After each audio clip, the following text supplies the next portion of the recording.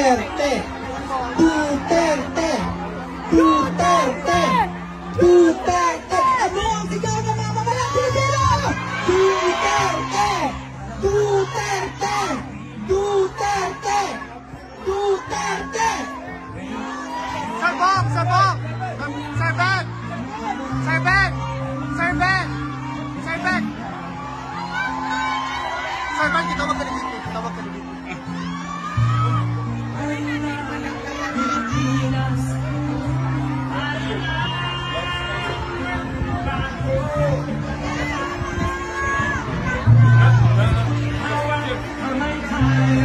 Saman ba?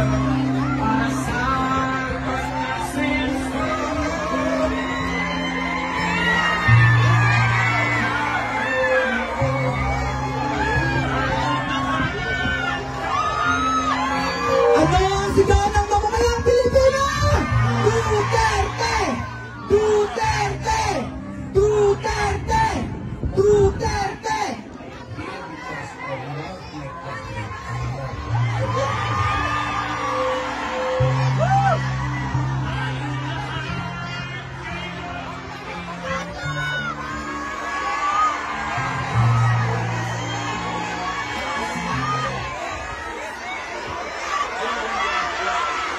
Ulit, ulit.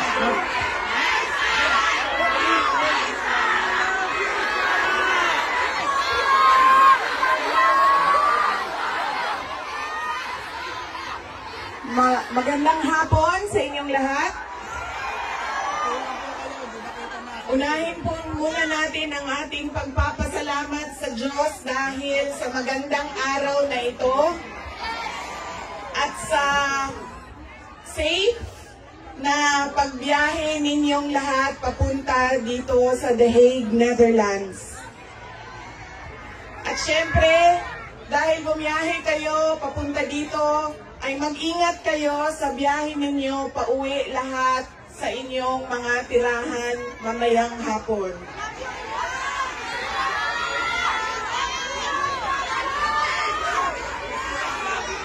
Susunod po ang pagpapasalamat ko sa Dutch Police sa kanilang pagtulong sa atin na mabuo yung programa ngayong hapon na ito at sa pagpahintulot na tayo ay magkaroon ng rally para kay Pangulong Rodrigo Duterte. Maraming salamat po sa Dutch Police and of course sa local government ng The Hague at sa Foreign Ministry ng the Netherlands. Maraming salamat sa kanila.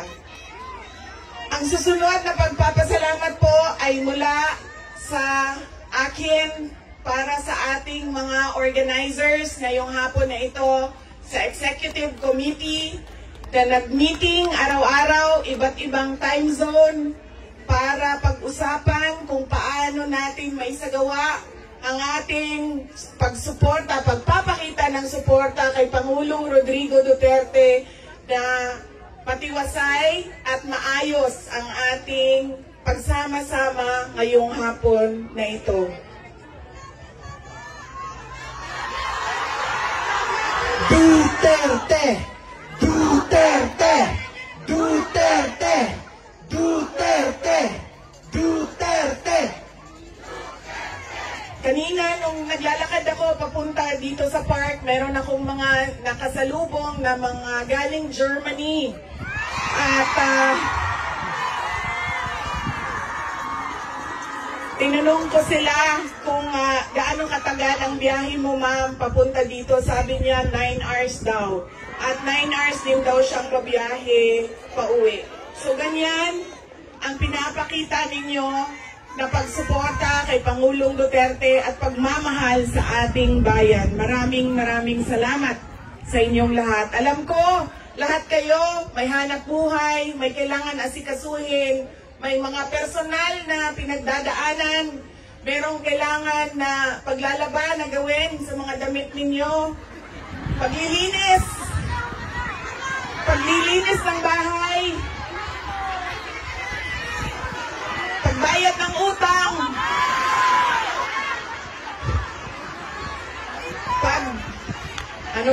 pagtawag sa inyong mga mahal sa buhay doon sa Pilipinas, ay nandito kayo ngayong hapon na ito at ibinigay ninyo ang oras ninyo at panahon ninyo para mapag-usapan natin ang estado ng ating mahal na bayang Pilipinas. Maraming salamat po sa inyo. Pangit kasi. Naikwento ko na ito noon, pero mas mahalaga yung kwento ngayon dahil napag-usapan namin siya ni Pangulong Duterte doon sa loob ng detention center ng ICC. Noong ako ay bata pa, lagi sinasabi ng hindi niya sinasin yung generation ng tatay ko, 1940s, 1950s, 1960s, hindi sila yung mga magulang na tulad ngayon sa ating, na ini-explain natin sa ating mga anak kung bakit natin ginagawa ang mga bagay-bagay. Lagi dapat may explanation. Sa kanilang henerasyon ay diretso ka lang pagsasabihan or pagalitan. Ganun yung generation nila. Nung ako ay lumalaki, lagi niya sinasabi sa akin, hindi ka tao sa paningin ko kung hindi ka doktor o abogado. Lagi niya yang paulit-ulit habang ako ay lumalaki. Lagi niya yang sinasabi, pag hindi ka natapos ng pag-aaral mo, magiging abo ka dyan sa gilid ng daan. He always emphasized that you mean nothing to the world if you do not finish your education. That was his, that is my greatest gratitude to my father. The emphasis he gave in education. Wala namang problema sa akin yun nung ako ay lumalaki dahil gusto ko din naman talaga maging doktor. Kaya on that point, pareho kami ng, hindi ako yung pinipilit ng mga magulang na magdoktor ka kahit ayaw. So walang naging problema sa amin doon. Pero nung hindi man naging successful yung aking pagpasok sa medisina, ay lumipat ako sa pagiging abogado dahil binigyan din naman ako ng option ng aking tatay na pwede ang abogado. Yun lang ang katanggap-tanggap sa kanya, maging abogado o maging doktor. Noong nakapag-usap kami, noong isang araw, sabi niya sa akin, naging forceful ba ako, mapilit ba ako sa pagsabi ko sa iyo na maging abogado ka? Sabi ko, oo. Sinasabihan mo ako, pinapagalitan mo ako. Lagi. Kinento ko sa kanya na isang beses, bihira akong umiyak. Pero isang beses, dahil nalaman ko na hindi ako makakatuloy sa 4th year law school dahil meron akong isang bagsak na subject. Wala akong ibang masabihan nung sakit na nararamdaman ko. Kasi pakiramdam ko, yung tatay ko lang din, makakaintindi sa akin dahil dumaan din siya ng law school. So tinawagan ko siya, hindi ako makapagsalita, iyak lang ako ng iyak. Humahagulgul ako sa iyak na sinasabi lang niya, hello, hello, hello, nasaan ka? Nasaan ka? Yun lang ang sinasabi niya, nakidnap ka ba? Nakidnap ka? Tapos iyak lang ako ng iyak. Tapos dalawa lang ang tanong niya na paulit-ulit, nakidnap ka ba o buntis ka ba? At that point na paulit-ulit na niyang tinatanong kung buntis ba ako, sabi ko na sa kanya, pa, hindi ka man siguro umiiyak ang babaeng buntis. Siguro happy siya, no, na buntis siya. Sabi ko, nahihirapan ako sa isang subject ko and pakiramdam ko, sasabit ako dito. Tapos ang sagot lang niya sa akin ay, sabi niya, yun lang pala eh, bakit mo ko tinatawagan, mag-aral ka na. Ganon. Ganon ka tigas yung kanyang paninindigan, paniniwala at pagpipilit na ipursige ko ang aking edukasyon. Wala nang, huwag ka na umiyak, mag-aral ka, madali lang yan, lumabas ka muna, magkape ka, wala. Sinabi lang niya sa akin, yun lang pala. Ibaba mo na yung telepono at bumalik ka na sa pag-aaral mo.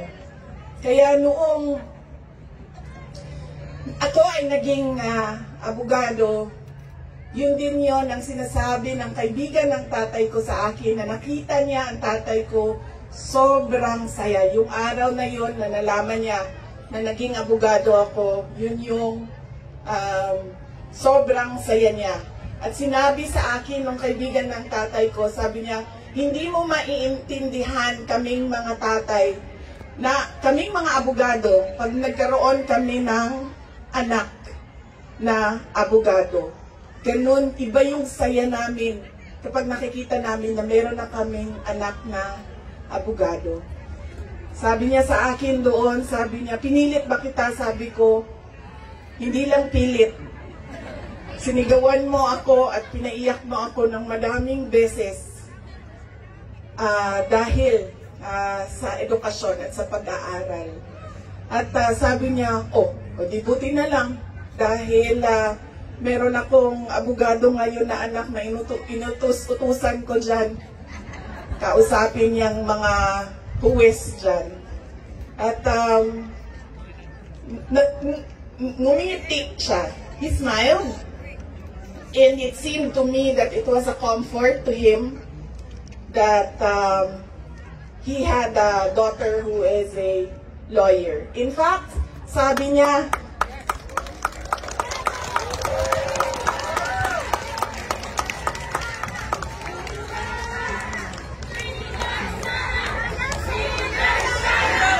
Inday Sara Duterte! Inday Sara Duterte! Inday Sara Duterte! sabi niya, lagi, pag pumapasok ako doon at nagkakaroon kami ng oras na makapag-usap, sinasabi niya, kailan ka ba uwi ng Pilipinas? Anong date ka uuwi ng Pilipinas? Anong ginagawa mo dito? Bakit hindi ka pa umuwi sa Pilipinas? Sinasabi ko sa kanya, inaayos ko lang yung sistema dito at pagkatapos inaantay ko yung mga kapatid ko na pumunta dito. At sinabi niya, ito din, may patama din or diretso din, bullseye din sa edukasyon. Sabi niya, sabihan mo si Paulo na okay lang ako. At huwag siyang pumunta dito hanggang hindi matapos ang eleksyon at maging congressman siya ng 1st District ng Davao City. Yes! At sabi niya, sabihin mo kay Baste, hindi siya pwedeng pumunta dito hanggang hindi matapos at ma-elect siyang Vice Mayor ng Davao City. Ito ang pinakamatindi dahil pinagtatawanan namin siya sa group chat namin. Kaming magkakapatid 4, meron kaming group chat. Dahil ang sinabi niya kay Veronica, sabi niya, sabihin mo kay Kitty, hindi siya pwede bumisita dito hanggang hindi siya abogado.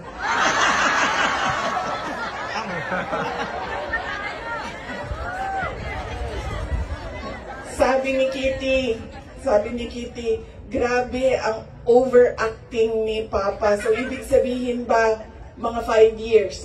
She has 5 years until she becomes a lawyer.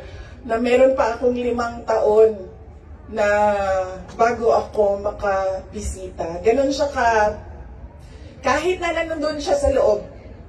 Ang kanyang iniisip, unang-una, yung mga kapatid ko na kailangan magtrabaho para sa syudad ng Davao, yung kapatid ko na kailangan mag-aral.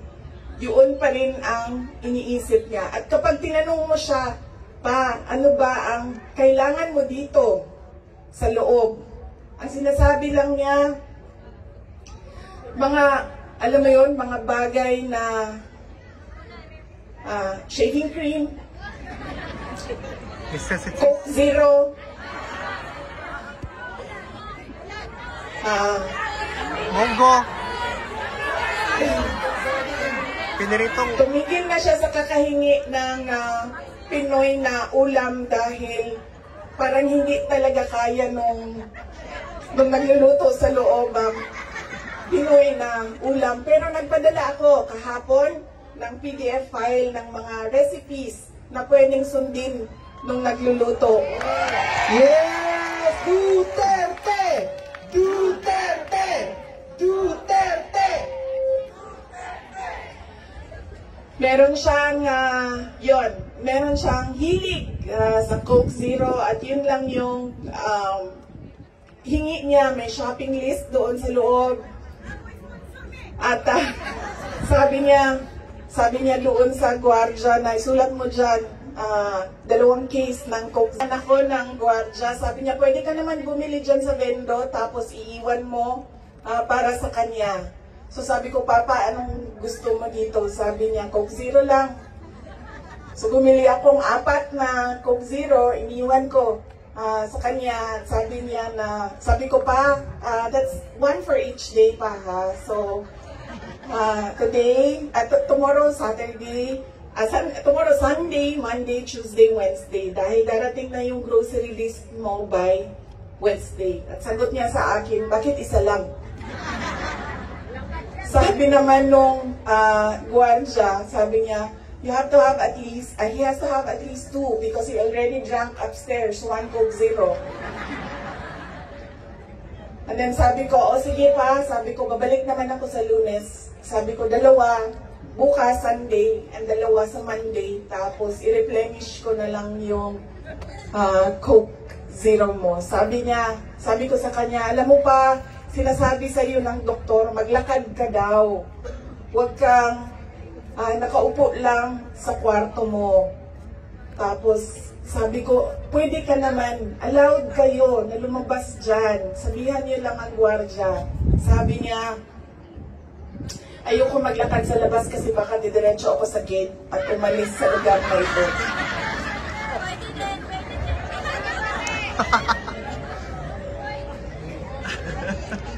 Nagkakaroon na rin siya ng mga kaibigan, yung mga tao doon sa loob ay nagiging kaibigan na niya. At hindi ko lang alam, baka paglabas niya marunong na mag-Dutch. Pero karamihan nung kasama niya sa loob ay French speaking. So,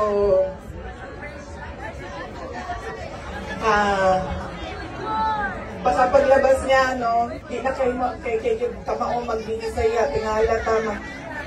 Voulez-vous coucher avec quoi? Tingala na. Whatever that means. So, on that point, he is okay. Okay naman siya.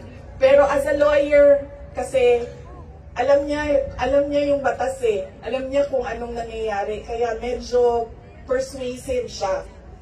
And lagi niyang inuulit-ulit kung ano yung kailangan gawin para sa kanyang kaso. At lagi siyang nagtatanong ng timelines dahil alam naman natin sa korte ay medyo may kabagalan. Diba? Magsasagutan, ang prosecution, ang defense, maraming mga papel na kailangan ipasok at antayin ang oras. Kaya siya din ay insistent sa mga timelines niya. Pero ang sinasabi niya lagi, alam niya na mali ang ginawa. And at to the very minute na tinulak siya paakyat ng eroplano, ilang beses niya sinabi na I want to be tried in a Filipino court before a Filipino judge and a Filipino prosecutor. Because he knew that number one, wala talagang basihan yung kaso. 43 counts of murder ang sinasabi nila na thousands. Totoo yan, ma'am. Kaya minsan naisip ko, naging kaso lang ba ito dahil sinusulat sa media na thousands ang namatay? I do not even understand paano naging crimes against humanity ang 43 counts of murder na ngayon ay lumalabas. Hindi naman ata totoo lahat yung mga witnesses at yung mga complainants. But that is a thing for the courts and the lawyers to discuss inside. Ano bang pwede nating gawin? Ang pwede nating gawin ay i-demand na ipauwi or iuwi nila si Pangulong Duterte. Bring him home! Bring him home! Bring him home! Bring him home! Bring him home! Bring him home! Dahil yun din ang gusto niya. Araw-araw na nandun ako, sa mga araw na nandoon ako, isa yan sa paulit-ulit niyang sinasabi, kailan mo ako mapalabas dito dahil darating ang eleksyon, mag-mayor pa ako ng syudad ng Davao. Bring him home! Bring him home! Bring him home!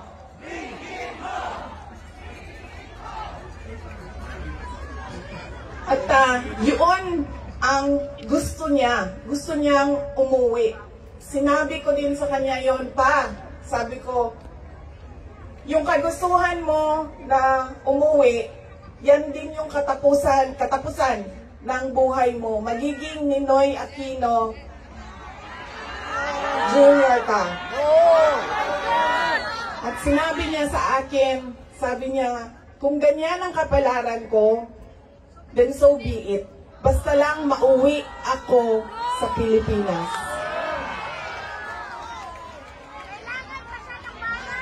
Kaya,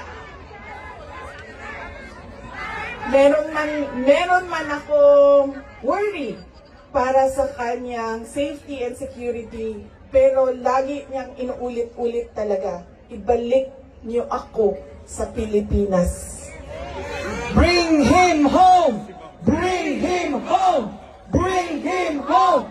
Bring him home!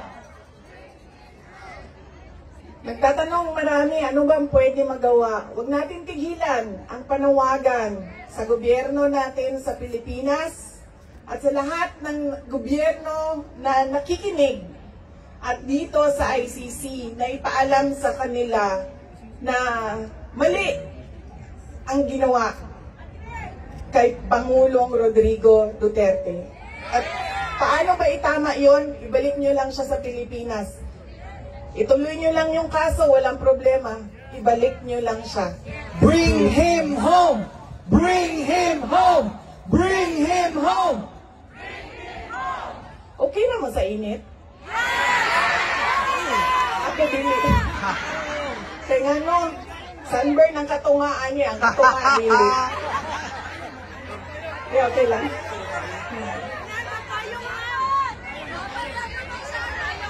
Fresh maghapon, ma'am.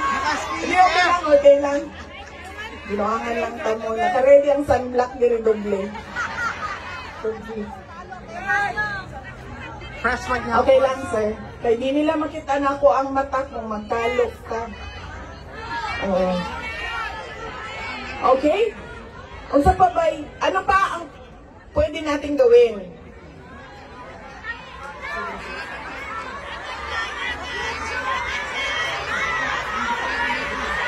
Kiki, just tell us what to do. We will follow you. Marcos resign! Marcos resign! Marcos resign! Marcos resign! Marcos resign! Kayo nagsabi niyan, hindi ako ha.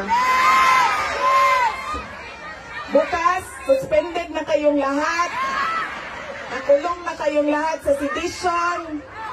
At kayo, hindi na kayo makakauwi dahil kinulong na kayo dyan sa...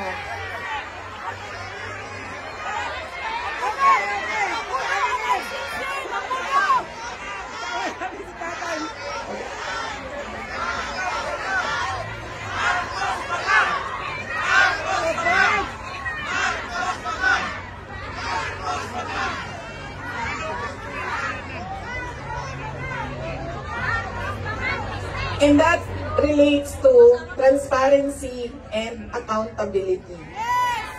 Alam nyo kasi, ang pagiging Pangulo, dapat nasa tamang pag-iisip ka.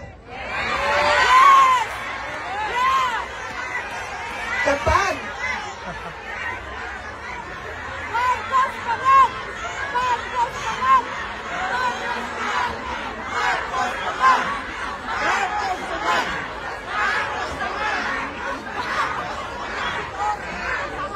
dahil nasa mga polisiya mo at desisyon mo ang kinabukasan ng kabataan at ng bansa. Kaya yung pagsasabi na hindi mahalaga ang drug test sa aking kapasidad at abilidad na mamuno is tantamount to betrayal of public trust. Dahil kailangan malaman ng taong bayan na nasa ayos ang iyong decision making.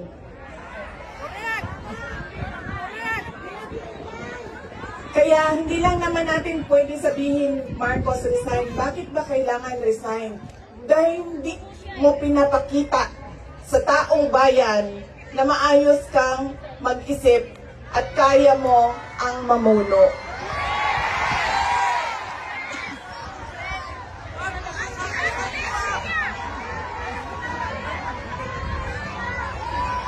Madaming mga tanong na nasa loob na ng korte. Ang PhilHealth, ang pagkuha ng pondo ng PhilHealth para bang naging pyramiding ang ginawa nila sa budget ba? Kumuha sila ng kulang ang pera dito, kumuha sila sa ibang source para isalpak dito, and hahanapin na naman sa ibang source yung isang nagiging juggling at parang pyramiding na ang nangyari sa budget. At kung nakikita ninyo at naiintindihan ninyo ang budget, karamihan doon pamigay lang ng mga politiko na tinatawag nating ayuda.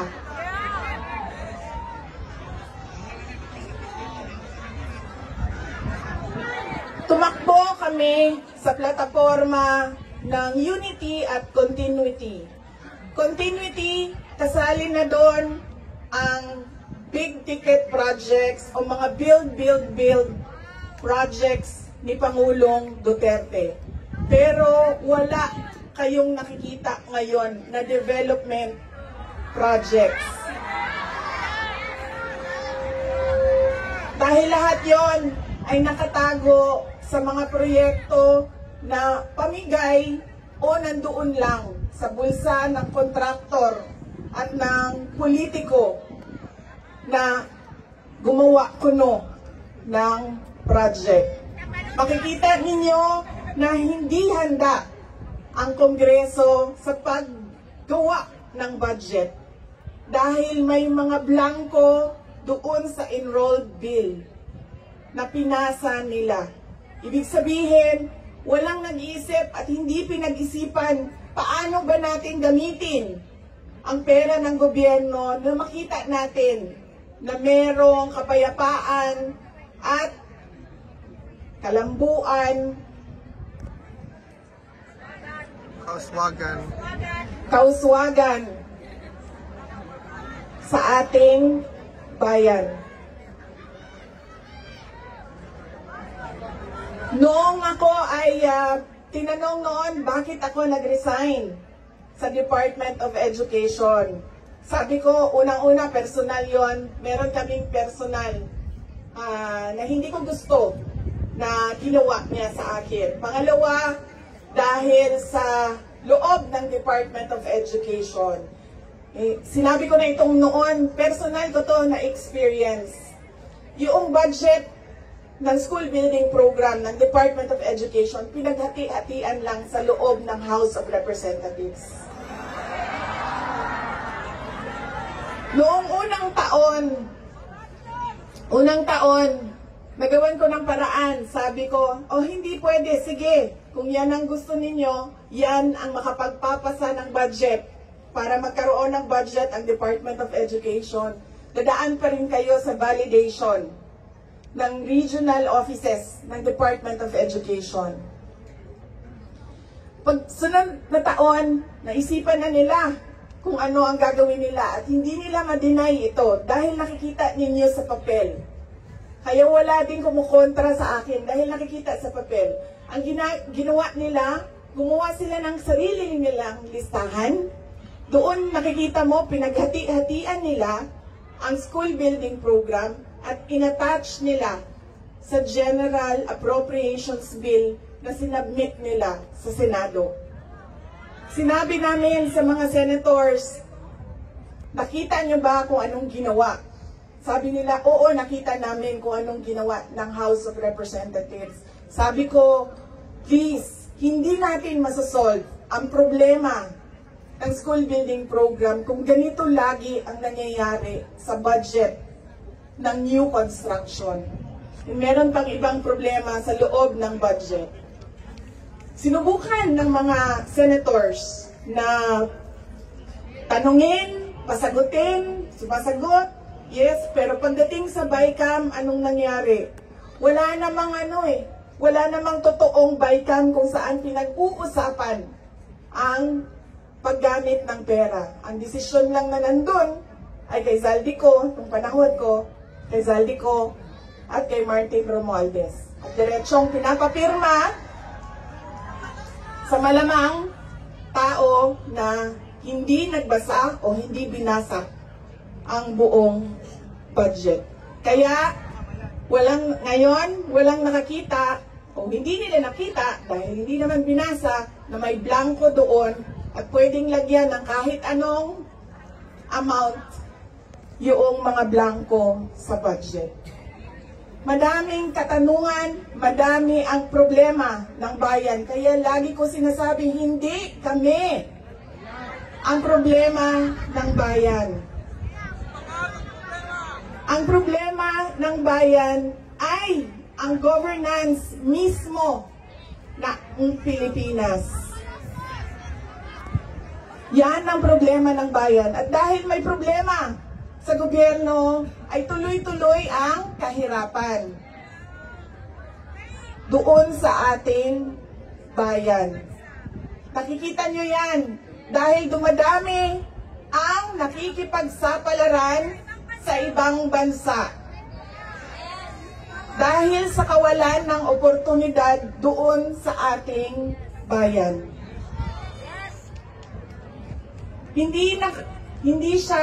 We should not be proud that we are exporting our countrymen, our workforce abroad dahil, wow, ang daming dollars na pumapasok sa Pilipinas dahil sa padala. Hindi yan siya nakakatuwa. Dahil ang isang bansa, dapat meron siyang oportunidad na binibigay sa kanyang mamamayan. Hindi lang yan. Decent housing, peace and order, quality healthcare. Nakikita nyo yan dito sa mga bansa kung nasaan kayo. At kaya kayo nandito dahil hindi niyo yan nakikita doon. And apparently, tayo lang yung nakakakita, yung nakaupo doon, hindi nila nakikita. Ayaw din yan.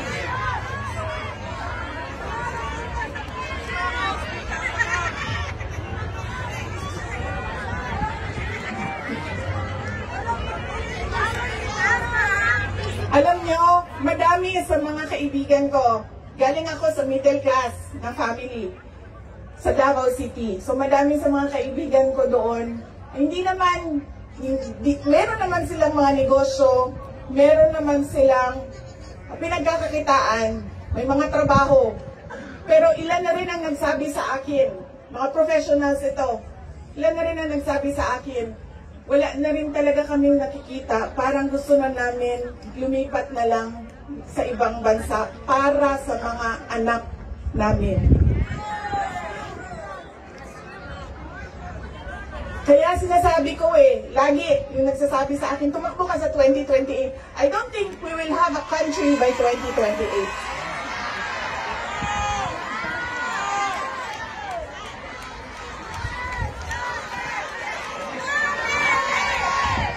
Duterte! Duterte! Duterte!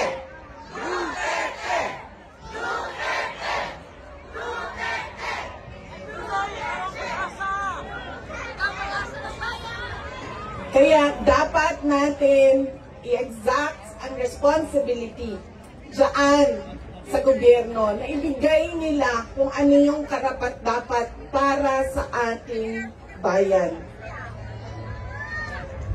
Dahil kung meron man ang okay sa kanila na pumunta sa ibang bayan, meron ding mga tulad namin na ayaw namin kahit anong mangyari umalis sa Pilipinas. Dahil gusto namin doon magpamilya, doon palakihin ang aming mga anak. Kaya dapat meron tayong nakikita kung ano yung dapat para sa isang bayan. At alam niyo yon kasi nakikita niyo yan. Kasi nakaikot na kayo sa iba't ibang bansa.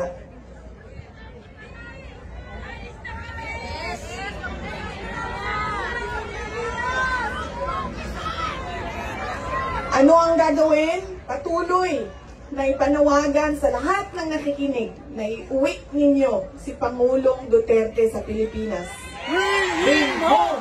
Bring him home! Bring him home! Bring him home! Bring him home! Bring him home! At pangalawa, patuloy natin na hingiin sa gobyerno, sa administrasyon na ibigay ninyo ang serbisyo at kaunlaran na karapat-dapat para sa mga Pilipino at para sa Pilipinas.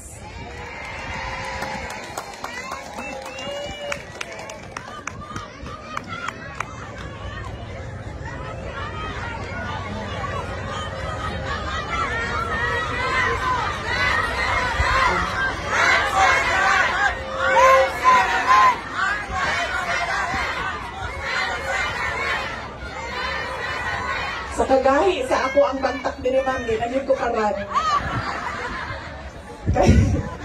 Nagpugong yung kumang, nandili ko mahulog.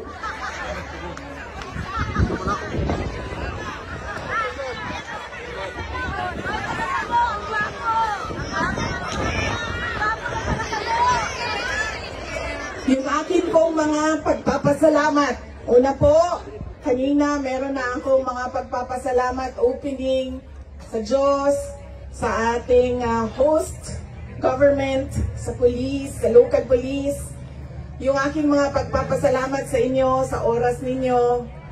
Ang aking mga pagpapasalamat sa inyong patuloy na suporta sa aking opisina, ang Office of the Vice President.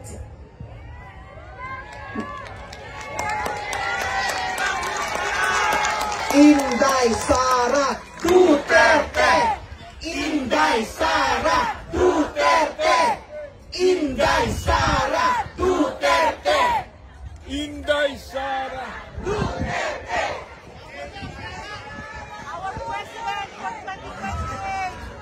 Malakas ang loob ko dahil nandyan kayong lahat.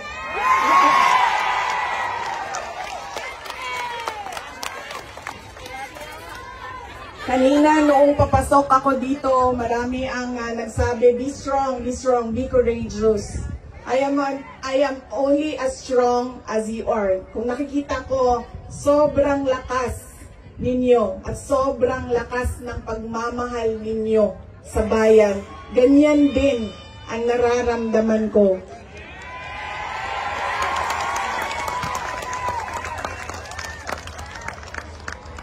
Ang pagpapasalamat ng aming pamilya, ang pamilya Duterte, dako kaayo miugutang ang kabubuton kaninyong tanan. Sa higayon nga gihatag ninyo kanamo na makaserbisyo sa atoang nasod. Napakalaki ng utang na loob namin sa inyong lahat sa pagkakataon na ibinibigay ninyo sa amin na makapaglingkod sa bayan. Maraming salamat po sa inyo, mga kababayan namin. Why sa Bayan BP?